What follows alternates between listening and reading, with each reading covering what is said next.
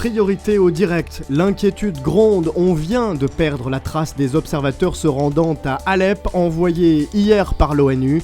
Ils sont partis à pied avec 2 chameaux et un âne comme le prévoyait leur mission, mais en revanche, ils bénéficient de moyens de communication assez rudimentaires qui sont offerts par la technologie Itineris. Le groupe d'observateurs est d'abord passé par le désert du Sahara, un détour stratégique nous confirmait l'ONU, alors que c'est au sud-est de l'Égypte que les casques bleus ont perdu leurs traces dans une zone du désert entre Wama et Abu Simbel, non loin des rives ouest du Nil. Un habitant de la région a pu nous transmettre un enregistrement sur la bande de Samia Dewajdi, notre correspondante pour France Inter. Cet Égyptien dit l'avoir trouvé dans le sable à côté de l'âne mort qui pesait lourd, mais sans aucune trace du groupe.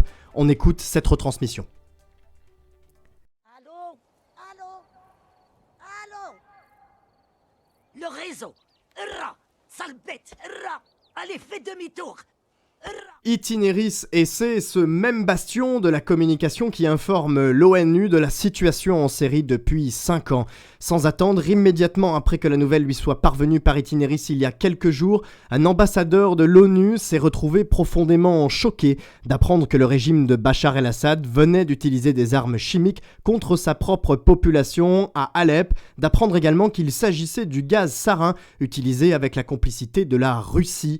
C'en est trop pour l'ONU qui a donc décidé d'envoyer ce groupe d'observateurs avant que Bachar el-Assad ne décide d'en venir à la destruction par le bombardement à Alep.